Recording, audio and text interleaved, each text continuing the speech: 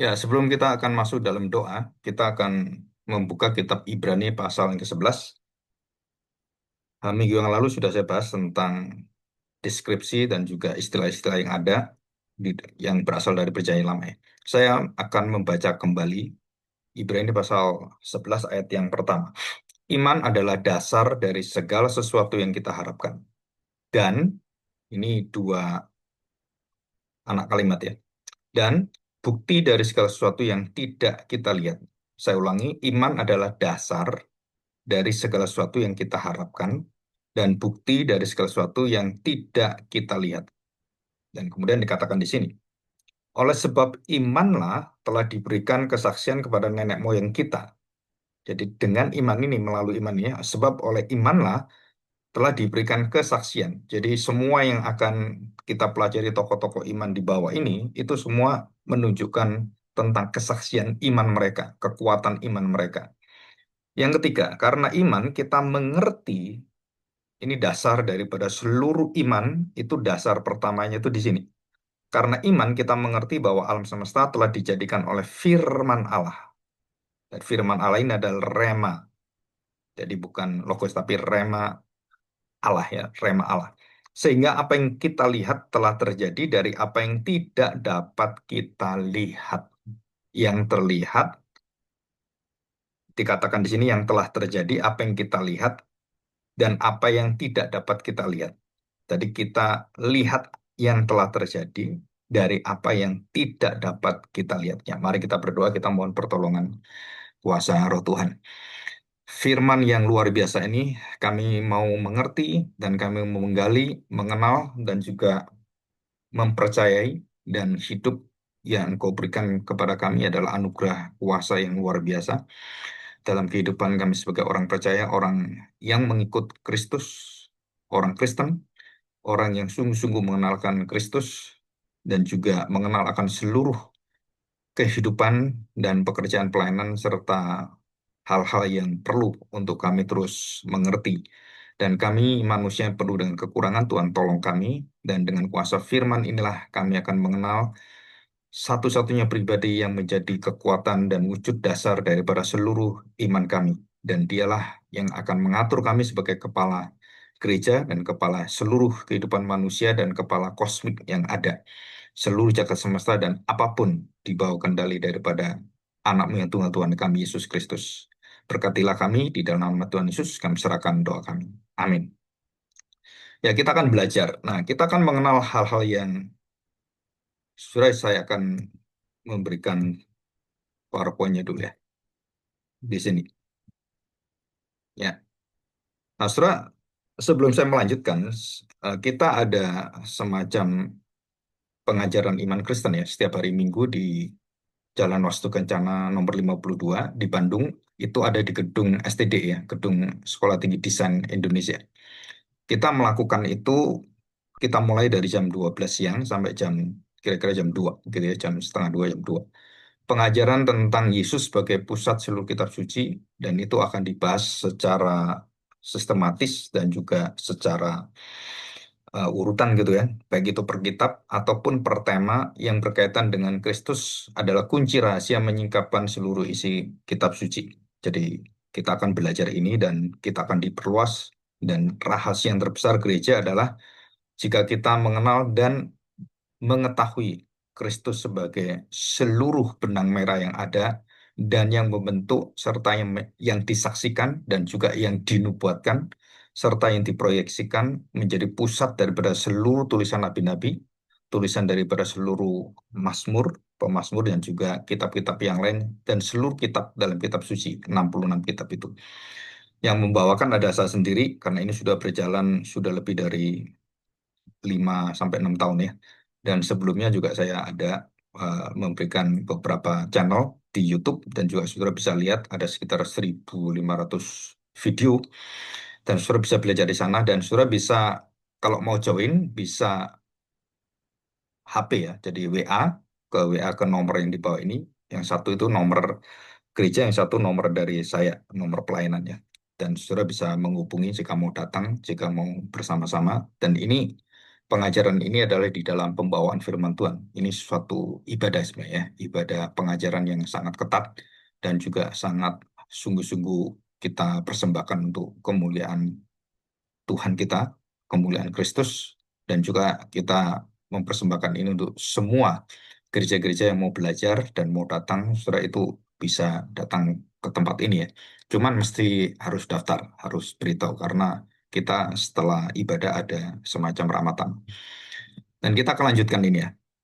Saudara perhatikan, banyak teolog yang ingin mengerti dan mengenal serta bukan hanya tahu ya, tetapi apa sih iman itu sebenarnya. Nah, kita belajar ini ya, belajar dengan sungguh-sungguh supaya kita betul-betul tahu iman itu sebenarnya apa gitu ya.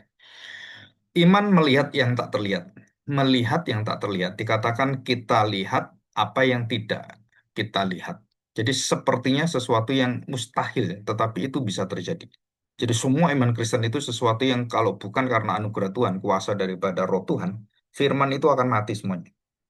Dan khususnya yang berkaitan dengan Kristus sebagai jalan kebenaran, kebangkitan, dan juga kehidupan kita, itu kita akan pelajari. Nah, ada satu istilah yang sangat sangat berkesan dalam seluruh perjalanan iman saya dan juga pelayanan saya. Itu adalah istilah the eye of the soul. Iman itu adalah the eye of the soul. Jadi mata dari jiwa atau roh kita ya. Jadi jiwa kita. Nah, akar kata dari iman di dalam perjanjian lama kita sudah pelajari minggu lalu ya. Nah, saya akan membahas ini. Nah, saudara perhatikan, ini saudara bisa minta ke saya jika saudara butuh bahan PowerPoint-nya atau tulisannya. Saya akan berikan. Nah, ini akan saya bahas. Yang pertama adalah perjalanan bagaimana kita mengenal iman yang bukan hanya kita kenal dalam perjanjian baru, juga di dalam perjanjian lama. Ya, di sini. Nah, saya akan bahas ini ya. Jadi saudara bisa mendengarkan. Nanti kalau membutuhkan PowerPoint-nya bisa saya berikan. Nah, kita bisa melihat ini ya. Akar kata iman dalam teologi perjanjian lama itu adalah ada tiga atau empat kata yang mewakili. Dan saya akan bahas itu secara singkat karena minggu lalu udah dijelaskan. Nah, saya akan bahas tentang berasal dari manakah iman itu sebenarnya. Yang pertama adalah setelah kita menelusuri atau kita pakai istilah mozaik iman, menelusuri iman, jejak-jejak saksi-saksi yang ada dari mulai bapak-bapak gereja sampai saksi Kristus yang terakhir. Dan itu dalam pasal 16, pasal 11 Ibrani pasal 11 itu seluruh tokoh-tokoh iman karena iman, karena iman, karena iman. Jadi kalau saya baca Ibrani 11 ya, mulai dari ayat 3, karena iman kita mengerti. Karena iman kita mengerti, kita mengetahui, kita bisa yakin karena iman. Dan ayat 4, karena iman Habil. Jadi semua dimulai dengan karena iman. Ayat yang kelima, karena iman Henok terangkat. Terus kemudian ketujuh, karena iman maka Nuh dengan petunjuk Allah tentang sesuatu yang belum kelihatan. Hujan itu belum tahu, Nuh belum tahu dan dunia belum memiliki hujan, belum pernah mendapatkan hujan. Terus kemudian ayat yang ke-8, karena iman Abraham taat. Jadi karena itu yang menyebabkan. Iman itu membuat Abraham taat. Iman itu membuat Nuh yakin bahwa dia akan melihat sesuatu penghakiman Allah dan akan terjadi. Dia belum pernah melihat itu. Bagaimana Allah akan menghapus seluruh manusia dan juga menyapu bersih semua manusia. Nah, ini karena iman ya. Ayat 9 juga karena iman Abraham diam di tanah yang dijanjikan oleh Tuhan itu. Nah, seolah-olah di suatu tanah asing dan di situ ia tinggal di kemah dengan Ishak dan Yakub. Ini disebutkan karena iman. Ayat 11 karena iman. Terus kemudian ayat 13 karena iman. Mereka yang telah mati sebagai orang-orang yang tidak memperoleh apa yang dijanjikan itu. Jadi ini karena iman, dan seterusnya sampai akhir pasal 11 ini ya. Nah, saya akan membahas ini. Akar kata dari iman dalam perjanjian lama itu adalah surah yang pertama itulah dari kata aman. Aman ya. Jadi dari kata aman itu berasal dari kata alef, mem, dan nun ya. AMN, AMN itu ada artinya, tapi nanti saudara tertarik itu bisa mempelajari di ilmu Yahudi yang dinamakan gematria ya atau Kabalah. Itu saya juga bahas ini beberapa yang penting, nanti saudara bisa lihat di video channel YouTube saya. Nah, perhatikan baik-baik.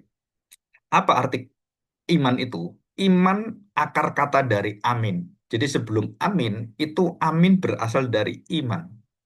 Jadi ini bukan sekedar semacam orang itu merasakan saja atau seperti pengetahuan yang biasa saja, tapi sesuatu yang menjadi sandaran. Jadi aman. Nah, kalau kita kan, oh kita aman. Kenapa aman? Karena ada sesuatu yang membuat kita aman. Apa itu? Yaitu iman itu. Iman bukan sekedar perasaan, tetapi sesuatu yang lebih daripada itu, yang merupakan satu yang bukan perasaan ya, tetapi satu percaya, satu keyakinan yang berasal dari Tuhan, yang dianugerahkan oleh Tuhan. Bagaimana saya bisa menyandingkan dan bergantung bersandar kepada Allah sendiri. Nah, itu dikatakan aman. Nah, dari bentuk aman ini, kita kemudian menerima satu penerimaan. Jadi menerima seluruh hidup kita itu yang kita tahu dari Tuhan itu, maka kita menjadi yakin. Nah, kita aman, terus kemudian kita mendapatkan satu amin. Jadi aman menjadi amin. Amin ini dari mana? Dari Tuhan yang adalah ya dan amin. Jadi amin Tuhan diberikan pada kita, kemudian kita punya aman, dan aman itu melahirkan satu amin yang dari Tuhan. Jadi kesetiaan yang dari Tuhan itu kita terima dan kemudian diberikan satu eh, kekuatan dasar daripada harapan kita dan bukti dari yang tidak kita lihat itu adalah iman, gambarannya bukan definisi ya. Dan di sini kita melihat bahwa aman itu adalah yang awal yang mendasari adalah Allah sendiri menjadi kekuatan kita, menjadi sandaran kita, dan kemudian kita menerima aman itu, kita yakin sekarang. Setelah aman, kita yakin, dan kita mengamini keyakinan kita. Nah, itu namanya aman ke amin. Nah, waktu kita menikmati amin dari Tuhan itu, karena kita sudah bersandar pada Tuhan, maka kita akan menerima saluran daripada kesetiaan Tuhan. Saluran daripada pemeliharaan Tuhan. Bagaimana Tuhan memelihara kita, menjaga kita, melihat kita, melindungi kita, mengontrol kita, dan segala kejadian itu menyatakan bahwa Tuhan itu adalah Tuhan yang setia. Ya, dari kata aman menjadi amin, terus menjadi apa? Sesudah itu dalam perjanjian lama dikatakan emunah. Nah, emunah itu ada dua dasar ya. Jadi chesed dan hemet. Kasih setia Tuhan, ketahanan dan kesetiaan Tuhan yang tidak pernah bergoyah. Itu disebut sebagai emunah. Kesetiaan yang tidak pernah goyang, teguh. Jadi waktu saya menerima aman, saya mengamini dan saya menikmati kesetiaan Tuhan. Dan di dalam perjalanan hidup saya, kesetiaan Tuhan itu kita nikmati. Itu namanya emunah. Jadi kesetiaan yang kita nikmati, yang kita alami, walaupun kita jatuh bangun, kita susah mengerti kenapa Tuhan seperti ini bukan sesuatu iman yang merupakan satu keyakinan saja, tapi ini satu keputusan dan satu kesetiaan Tuhan yang diberikan pada kita. Kita bisa memegang itu dan kita bisa menyetujui itu, keputusan kita. Dan kita tahu Tuhan itu setia. Nah, waktu kita jatuh di dalam ketidaksetiaan, kita goyah, kita kemudian mulai shaking gitu kan, iman kita mulai, wah, mulai bergeser-geser. Nah, Tuhan itu yang akan menguatkan kita. Waktu kita mulai bergeser, Tuhan mengembalikan kita. Kita mulai goyah, Tuhan kuatkan kita. Tuhan tegakkan kita. Itulah emunah. Jadi aman, amin, emunah. Jadi kita bukan hanya beriman dalam arti iman-iman yang seperti orang-orang beragama itu bukan, tapi iman kita itu ada struktur, ada semacam level dan kemudian satu perjalanannya, satu tingkatannya. Jadi aman, amin, emunah, menikmati kesetiaan Tuhan. Terus menuju kemana Kak emunah ini? Nah, saudara yang terakhir adalah kita menerima Batak. Nah, kita tahu orang-orang dari Sumatera disebut orang Batak gitu kan. Saudara perhatikan bahwa Batak itu artinya apa? Keamanan yang menyeluruh. Dan terwujud di mana iman itu? Batak itu adalah puncak tertinggi daripada bentuk dan proses daripada iman yang betul-betul itu kita mengerti bahwa segala sesuatu itu kita percaya, kita amini, kita tenang, kita aman bersama dengan Tuhan. Ungkapannya gimana? Satu keamanan yang kita tunjukkan dengan apa? Rasa bersyukur kepada Tuhan. Nah, itu adalah Batak. Aman, amin, emunah, dan Batak. Nah, minggu lalu saya jelaskan ini dan saya berikan ilustrasi ini. Nah, dari keempat inilah kita belajar iman dalam perjanjian lama. Dan kita bisa lihat bagaimana perjalanan Abraham yang jatuh bangun, bagaimana perjalanan daripada Nuh, dan juga anaknya dan jatuh dalam dosa. Tuhan tetap setia, Tuhan tetap setia. Dan Nuh, Abraham itu memegang iman yang paling akhir, iman yang merupakan jaminan terakhir, dan mereka tetap percaya bahwa saya adalah orang beriman, saya adalah mempunyai iman yang disebut saya orang Batak. Saya orang beriman, saya orang berbatak, saya orang beraman, saya orang beremunah, saya orang yang beramin di situ. Jadi dari konsep inilah dari orang-orang ini kan masih Ibrani ya. Ibrani itu bangsa Ibrani, Israel, Yahudi itu ada perjalanannya. Jadi pertama kali disebut Ibrani, kemudian Israel dan menjadi bangsa Yahudi. Ini waktu perpecahan itu jadi Yahudi ya.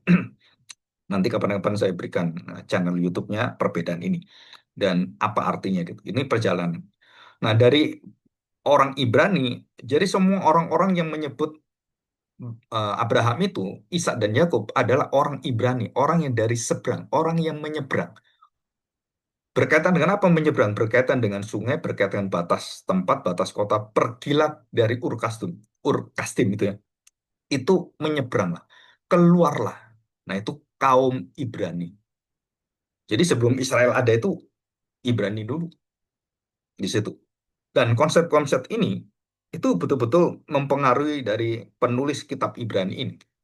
Jadi waktu dia menuliskan Ibrani pasal 11, iman adalah dasar dari segala sesuatu yang kita harapkan dan bukti dari segala sesuatu yang tidak kita lihat.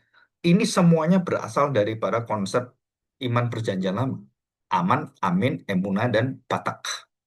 Iman yang paling akhir, iman yang menyerahkan seluruhnya. Nah, saya berikan contoh Batak itu apa? Iman orang yang berbatak, orang yang beriman Batak itu, saudara, kita seperti orang yang apapun yang terjadi, kita harus bersyukur, kita harus menerima apapun, baik yang betul-betul membuat kita itu percaya bahwa kita ini anak Tuhan dalam segala kondisi, baik di atas kita mendapatkan berkat, rezeki, sukacita, anak kita baik, bahkan sampai seperti Ayub atau seperti Abraham, anaknya diambil Tuhan, Ayub 10. Abraham anaknya diminta Tuhan dipersembahkan. Dan Abraham mempunyai beriman dengan iman yang batak. Dia tetap menyerahkan itu. Walaupun dia tahu ada sesuatu yang sulit secara apakah moral, etika, kondisi saat itu, kondisi dia, pikiran dia, perasaan dia, itu sulit sekali menerima. Tapi dia tetap bersyukur. Kenapa? Karena dia beraman kepada Tuhan, mengamini perkataan Tuhan, dan dia percaya kesetiaan Tuhan, dan dia menyerahkan kepada Tuhan. Maka Abraham sebagai bapak beriman, itu melampaui dari kematian. Nanti kita pelajari ya. Ini perjalanan yang panjang ini sebenarnya.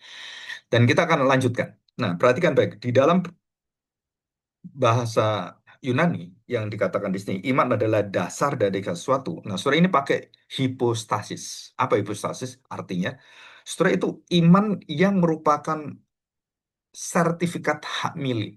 Jadi semuanya saya beli rumah gitu ya. Saya mendapatkan jaminan dasar dari segala sesuatu ya. Dasar sesuatu. Dan saya diberikan sertifikat itu disebut sebagai hipostasis. Saya diberikan ini loh, sertifikat rumahmu. Rumahnya belum kita terima, tapi sertifikatnya sudah kita terima. Nah, itu namanya dasar dari apa yang akan kita terima, yang kita harapkan. Itu sertifikat hak milik kita. Sudah terima rumahnya belum, tapi sertifikatnya sudah. Tinggal menerima, tinggal kita melihatnya. Jadi iman kita seperti yang kedua adalah elengsos. Ya, elengsos itu satu keyakinan yang bukan keyakinan dari diri kita, tapi keyakinan yang merupakan kekuatan akan aman dan amin tadi, dan emunah dari Tuhan, kesetiaan dari Tuhan, maka kita menerima keyakinan hati batin, hati yang terdalam, melampaui bukti yang tidak bisa kita lihat secara empiris, secara pengalaman. Jadi Abraham sampai mati tidak menerima kanak-kanakan, tidak menerima dan tidak melihat seluruh daripada keturunannya itu seperti bintang di langit dan seperti pasir di laut. Dan tidak menerima dia. Dan dia tidak melihat ini, tidak mengalami ini, tetapi dia beriman. Nah, ini arti iman. Elencos.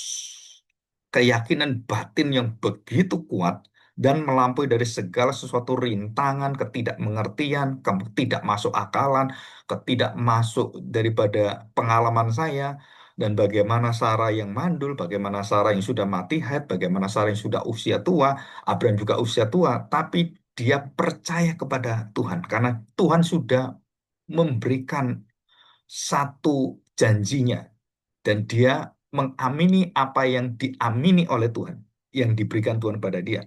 Dan dia melihat bagaimana Tuhan melakukan itu dan satu persatu di dalam kesulitan-kesulitan dia menerima imannya itu. Seorang yang disebut sebagai bapak beriman bisa salah, bisa. Ya, bisa jatuh dalam dosa, bisa kemudian salah melangkah keputusan, bisa. Tetapi kita lihat bahwa Abraham percaya bahwa dia akan menerima itu. Itu disebut sebagai elencos, keyakinan batin melampaui bukti yang sangat sulit diterima. Keadaan-keadaan yang tidak mungkin ditembus dengan pikiran manusia. Dan kemudian Tuhan mengatakan tahun depan istrimu akan punya anak, akan melahirkan seorang. Nah, ini ya.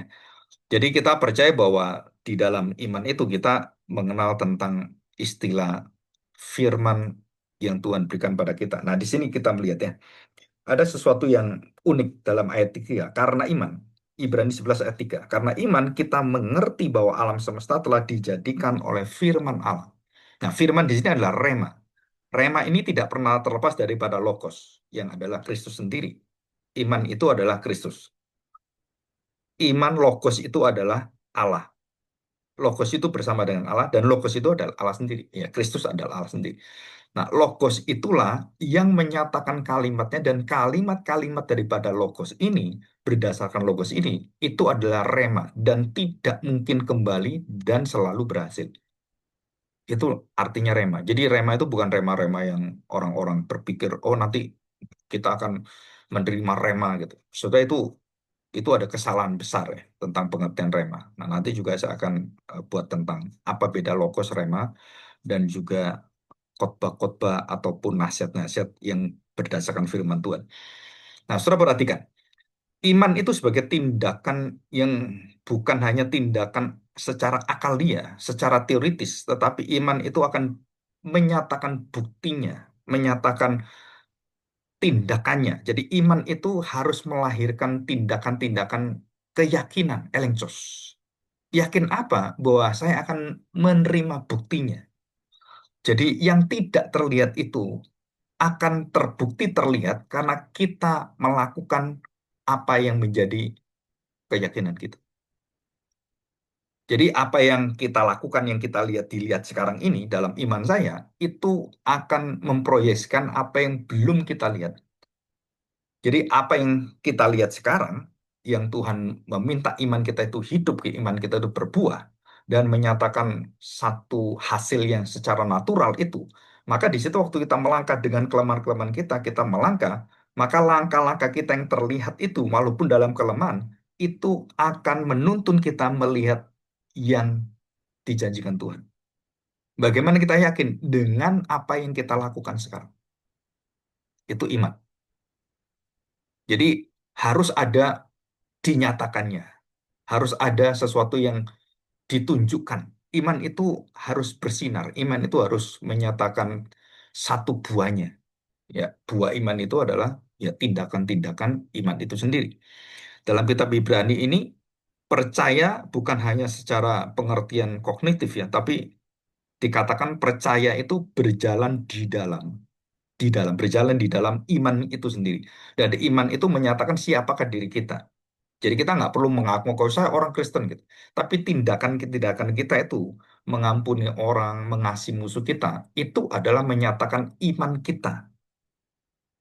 Kenapa itu? Karena saya akan menerima kasih yang sempurna. Saya akan menerima pengampunan sempurna. Maka pengampunan yang sempurna yang belum terlihat, yang belum saya miliki dan belum utuh sempurna waktu saya berada di kerajaan Allah itu, di surga yang kekal itu, maka pengampunan kasih itu dinyatakan sekarang ini.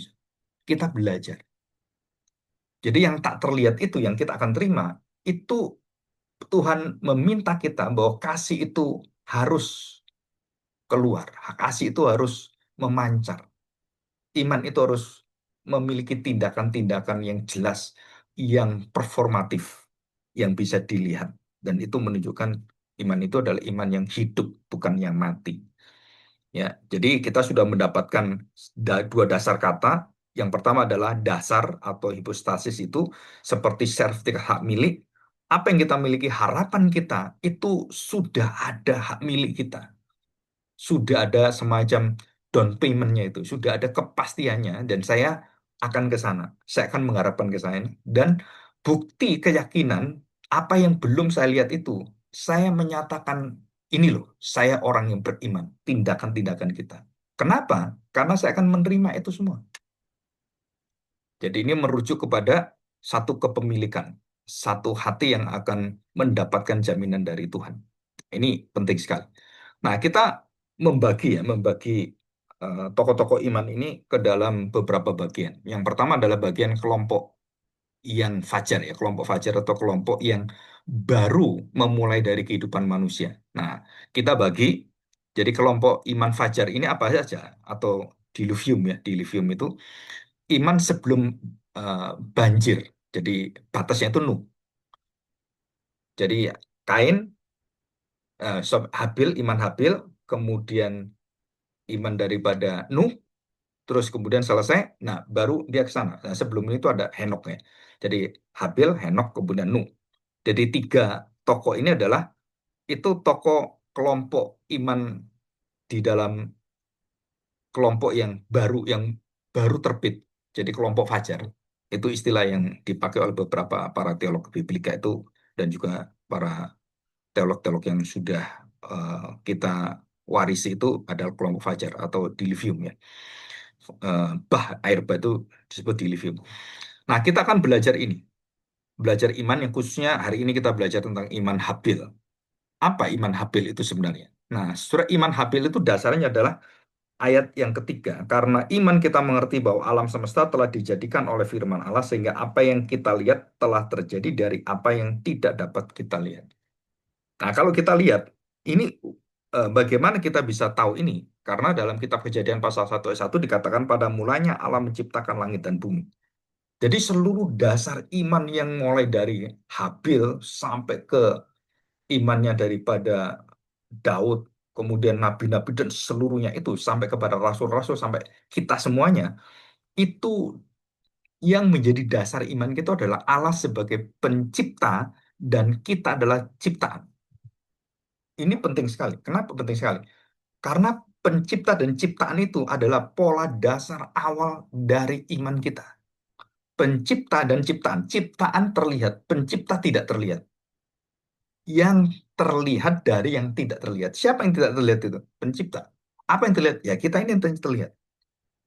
Jadi dasar iman pertama kali adalah mengenal Allah sebagai pencipta segala sesuatu semesta alam. Dan dikatakan di dalam pengakuan Tuhan Yesus, 7 pengakuan. Dan ditutup dengan pengakuan ke-8, yaitu akulah Alfa dan Omega, akulah Protos Eskatos, akulah Arketelos. Akulah yang awal yang akhir, yang terawal yang terakhir, Alfa dan Omega, yang terdahulu dan yang terkemudian. Jadi 3 hal ini. Nah, itu ada di YouTube saya ada channel tentang uh, hal ini ya, tentang pengakuan Yesus yang ke-8. Penutup dan yang sempurna. Karena 7 itu pengakuan Allah dan 8 pengakuan di dalam penciptaan yang baru. Jadi masa dunia baru. Itu Alfa Omega, Protos Eskatos, Arketelos dalam bahasa Yunani. Itu sudah ada rekamannya, sudah bisa lihat itu. Nah, kita akan belajar karena iman, ya, ayat yang keempat, karena iman, Habil telah mempersembahkan kepada Allah korban yang lebih baik daripada korban Kain. Jadi ini perbandingan. Imannya Habil lebih baik daripada imannya Kain. Apa yang menyebabkan perbedaan imannya kok berbeda? Yang satu imannya itu adalah iman yang sungguh-sungguh mengenal Allah sebagai pencipta, memiliki semuanya, dan dia adalah hanya menyatakan itu milik Tuhan. Melalui apa? Persembahan. Jadi persembahan yang diberikan Habil itu berasal dari penyembahan. Jadi teologi persembahan itu dimulai dari apa? Teologi penyembahan. Kalau saya menyembah Tuhan, maka saya akan menyatakan persembahan. Kalau saya mempersembahkan pada Tuhan, maka itu berasal dari hati saya yang menyembah. Ini iman yang pertama, iman Habil. Permulaan iman dari hati yang mengenal Allah benar-benar tahu Allah itu pencipta dan semua milik Allah dan tidak ada yang tidak milik Allah termasuk hidup kita sendiri. Habil tahu ini sebagai dasarnya, maka dia memberikan apa yang harus Tuhan inginkan, apa yang menjadi milik Tuhan, apa yang menjadi perkenan Tuhan, apa yang menyenangkan Tuhan. Saya ulangi ya, karena iman Habil telah mempersembahkan kepada Allah korban yang lebih baik daripada korban Kain. Jadi istilah lebih baik itu lebih berkenan, lebih menyenangkan, lebih diterima oleh Tuhan. Dengan jalan itu, dan dengan cara itu, dengan pola itu, dengan iman seperti itu, ia memperoleh kesaksian kepadanya bahwa ia adalah benar. Jadi imannya apa? Dinyatakan dalam memberikan persembahan. Dari mana ini? Hati yang menyembah Tuhan, hati yang tahu bahwa Tuhan pencipta memiliki sesuatu yang mengatur sesuatu yang tahu bahwa saya ini adalah satu-satunya yang mengenal Tuhan bahwa Tuhan itu adalah segala-galanya bagi saya. Dikatakan di sini, memperoleh kesaksian kepadanya bahwa ia benar karena Allah berkenan akan persembahannya itu. Nah, ini kuncinya. Persembahan yang berkenan kepada Allah, yang disenangi oleh Allah, yang sangat menyukakan hati Allah, itulah yang diterima. Karena Allah berkenan akan persembahannya itu, dan karena iman ia masih berbicara sesudah ia mati. Nah, ini kita pelajari ya pada bagian ini ya. Perhatikan, Susur. Permulaan iman, waktu kita mengerti bahwa berasal berdasar pada siapakah Allah itu sebenarnya. Dia adalah pencipta, Allah Bapa, Putra, dan Roh Kudus. Dan pada zaman itu belum, iman belum sedalam itu Tuhan membukakan tentang Bapa, Anak, dan Roh Kudus. Dan dikatakan Allah adalah pencipta. Dan siapakah pencipta itu? Firman. Dan siapakah firman itu? Ya Allah sendiri. Allah berfirman, maka jadilah terang. Nah, itu firman. Ya, firman. Dan itu adalah Allah sendiri. Dan kita tahu pekerjaan Roh Kudus waktu sebelum semuanya diciptakan Roh Kudus melayang-layang dan melayang-layang dalam bahasa Ibrani itu melakukan satu pekerjaan yang kuasa yang luar biasa. Jadi bergetar. Jadi seperti bervibrasi gitu. Jadi kekuatan yang luar biasa. Dan ini sama waktu Pentakosta datang dan di situ Roh Kudus datang. Setelah itu sama, ada kuasa yang menyiapkan semuanya. Ada kekuatan penciptaan yang baru di situ. Dan dikatakan di sini, ada hal yang luar biasa terjadi. Segala sesuatu berasal dari Allah, milik Allah, dan dipersembahkan kembali pada kemuliaan Allah. Memberikan persembahan korban dari hati yang mengenal akan keinginan dan apa yang betul-betul dikenan oleh Tuhan, disukai oleh Tuhan. Jadi iman daripada Habil, iman apa? Iman yang mengenal Tuhan pencipta dan pencipta tahu bagaimana dia harus dikenan. Dengan apa? Dengan penyembahan. Dan bentuk dari penyembahan itu apa? Nah, apa yang Tuhan berikan pada kita, apa yang Tuhan percayakan pada kita, itu kemudian kita kembali ke dan kita mengambil yang tanda petik, yang paling berkualitas, yang paling terbaik, dan kita serahkan pada Tuhan. Maka Habil memberikan binatang korban yang cuman satu binatang. Sedangkan Kain memberikan hasil bumi, hasil pertanian yang begitu banyak. Ya, banyak. Dan kalau ini satu, ini hasil ini, hasil ini, hasil ini. Dan pekerjaan-pekerjaan dia banyak sekali dan dia kemudian persembahan. Tetapi yang kuantitatif itu belum tentu dikenan oleh Tuhan. Tetapi yang kualitatif, yang bermutu, yang menurut Tuhan itu sedikit pun, tapi dia serahkan sepenuhnya dengan hatinya, maka itu dikenan Tuhan. Dan inilah perbedaan yang membuat iman pertama kali adalah iman yang akan mendapatkan tantangan. Iman yang akan mendapatkan satu pertentangan dan menghasilkan apa? Kebencian. Dan disitulah Kain iri hati. Jadi mulai dari perjalanan iman pertama kali manusia, iman itu sudah ada pertentangan, ada resikonya, ada konsekuensinya. Apa konsekuensinya? Walaupun saudara sendiri sekandung dan tidak ada orang yang lain, dan hanya dua bersaudara itu, harusnya kan namanya saudara kan, ya udah kamu diterima Tuhan, ya saya belajar bagaimana saya bisa diterima gitu kan, belajar dari imannya Habil. Tapi Kain memiliki iman yang kemudian terbalik. Bukan iman yang berkenan pada Tuhan, iman yang dibenci oleh Tuhan, iman yang dimurkai oleh Tuhan, iman yang akan ditolak oleh Tuhan. Di situ. Karena dia memberikan dengan sembarangan. Dia memberikan bukan berdasarkan penyembahan kepada Allah yang memiliki segalanya. Ia memberikan persembahan dengan hati tahu keinginan Tuhan, tidak seperti Kain, Habil itu tahu betul hati Tuhan. Bukan ukuran banyaknya, bukan, tapi betul-betul dari hatinya dia, dan dia secara ini ya, secara alamiah, secara naturnya, maka iman yang benar itu membawa hati yang menyembah dan mengeluarkan persembahan yang betul-betul berkenan pada Tuhan. Kalau hatinya tidak benar, persembahan nggak akan bisa. Dan ini semua tidak ada pemisahan. Penyembahan yang benar menghasilkan persembahan benar. Persembahan yang benar berasal dari penyembahan yang benar. Nah, kita belajar, kita ibadah bagaimana ini. Nah, perhatikan baik-baik.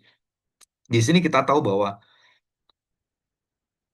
satu hati yang mengalir dari iman yang sesungguhnya, penyembahan yang sesungguhnya, maka menghasilkan persembahan yang sangat dikenan oleh Tuhan. Kenapa? Karena dia seutuhnya ingin menyenangkan hati Tuhan.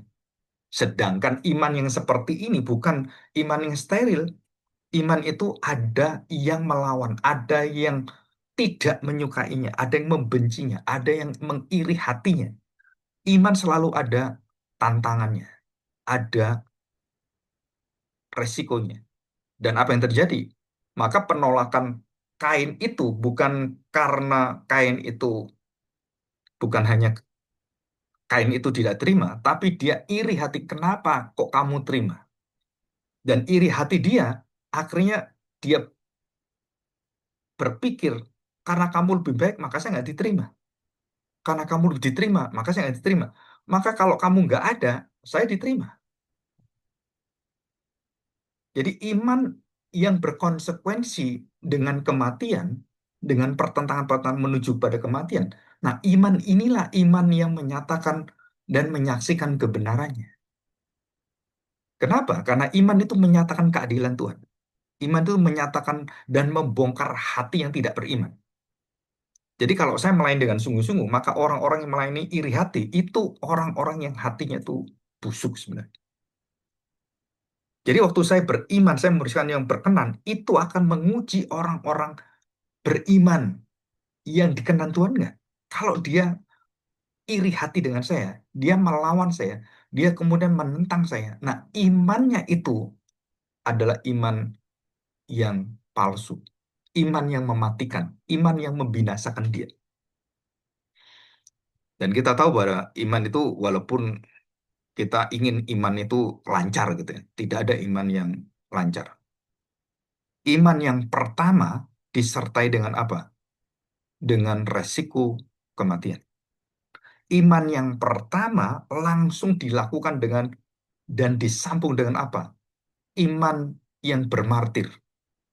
Martir pertama kali yang mempersembahkan persembahan pada Tuhan yang indah, penyembahan yang sangat sungguh-sungguh Tuhan kehendaki, itu akhirnya dibunuh. Jadi Habil ini sebenarnya adalah tipologi daripada Kristus. Dan seperti Kristus menyatakan kebenaran-kebenaran itu, dan Habil juga menyatakan dalam hidupnya dan puncaknya dia memberikan itu dan membuat hatinya panas, hati daripada Kain itu. Maka di situ dosa itu sudah masuk dan kemudian merusak dia, dan dengan kejahatannya itu, iman yang salah itu dia hantam.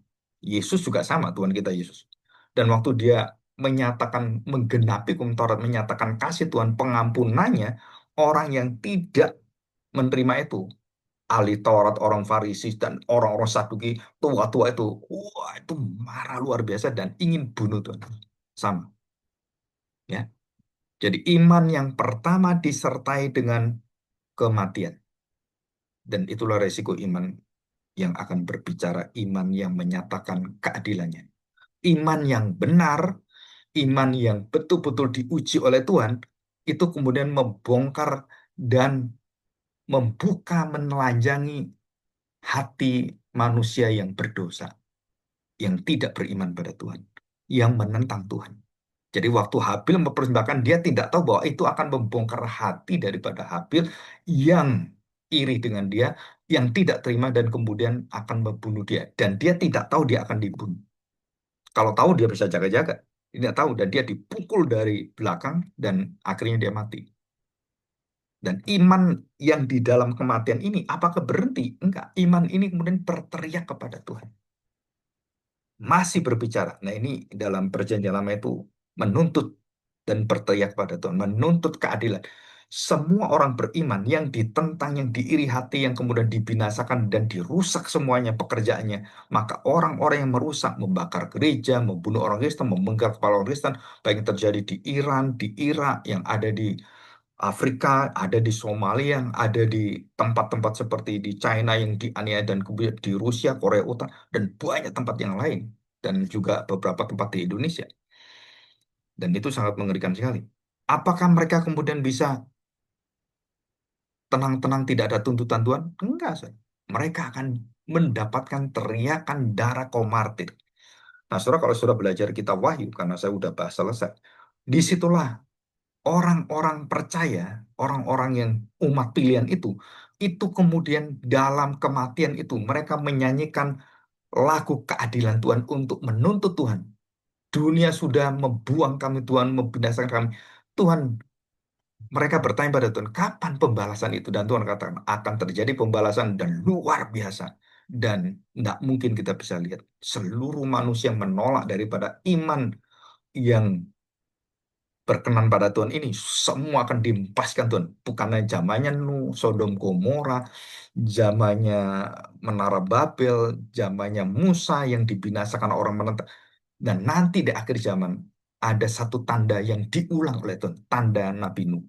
Dan semua akan dihapus oleh Tuhan, dibinasakan Tuhan. Jadi iman pertama manusia adalah iman yang rela kehilangan nyawa. Iman yang tanda petik sempurna. Siapa yang menyempurnakan? Yaitu anugerah Tuhan. Iman pertama adalah orang yang bermartir pertama. Manusia ingin sekali beriman tanpa martir. Ingin sekali beriman tanpa tantangan. Saudara, itu di dalam iman Kristen tidak ada. Jadi coba kita lihat ya, kita pelajari lebih dalam. Iman pertama manusia diwujudkan bukan hanya mengorbankan binatang.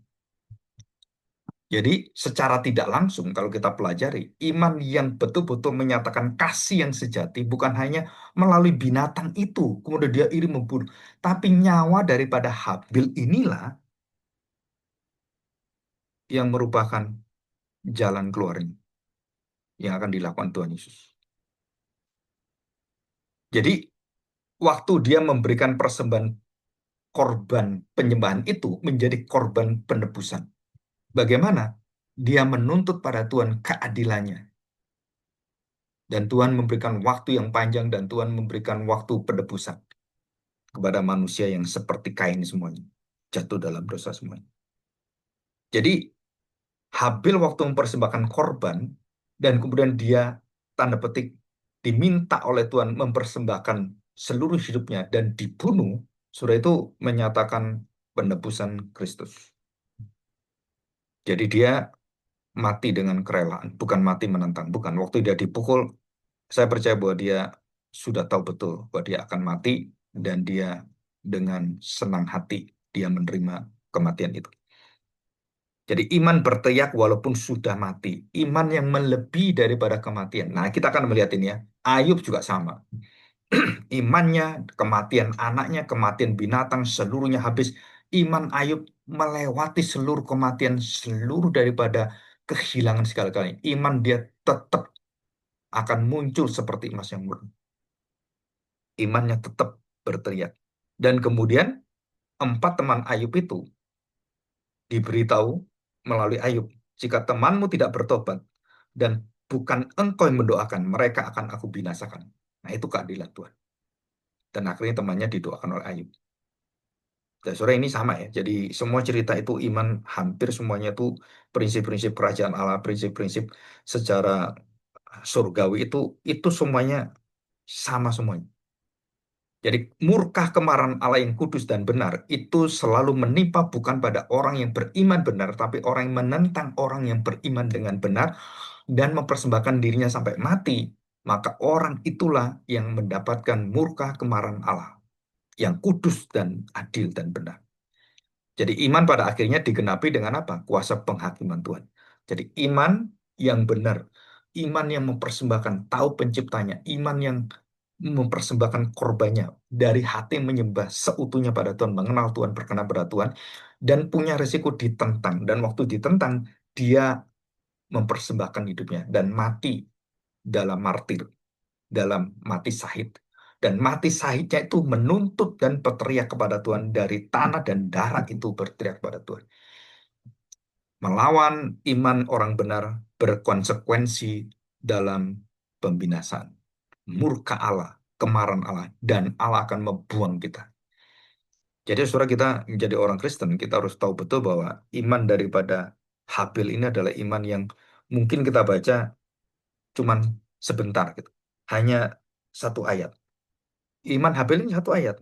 Tetapi waktu kita perdalam, kita tahu dalam, luar biasa nih. Di situ ada Kristus, di situ ada pola penebusan yang sama dengan yang Tuhan Yesus lakukan. Dikatakan di sini, karena Allah berkenan akan persembahannya itu, dan karena iman ia masih berbicara sesudah ia mati. Jadi kita lihat ya, orang-orang mati ingin beriman, nggak bisa. Tapi setiap orang yang beriman mati karena imannya, semua bisa berbicara kepada Tuhan, berteriak kepada Tuhan. Untuk apa? Menuntut keadilan Tuhan. Dan kita bersyukur kita bisa belajar ini. Dan kita tahu bahwa orang-orang yang beriman itu adalah orang-orang yang bersiap mulai dari hati yang mengenal Allah, siapakah pencipta dan kita adalah ciptaannya. Allah adalah pencipta, semua milik Allah. Dan waktu kita menyembah Tuhan, kita tahu dan kita nyatakan iman kita itu dengan persembahan. Apa itu persembahan? Bukti dari yang tidak kita lihat. Kita memberikan apa yang akan kita terima. Apa yang kita berikan?